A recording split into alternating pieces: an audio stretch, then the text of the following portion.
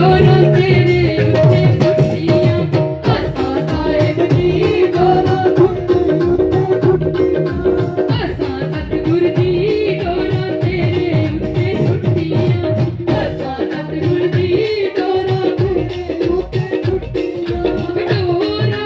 छुट्टियां ते मौजां लुट्टियां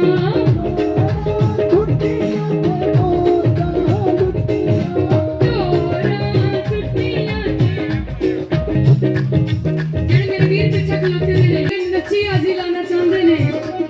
मेरा नचने नू करदा जी जी मां शेरा जी मां शेरा ते जमान मन्ने जबरदस्ती नहीं है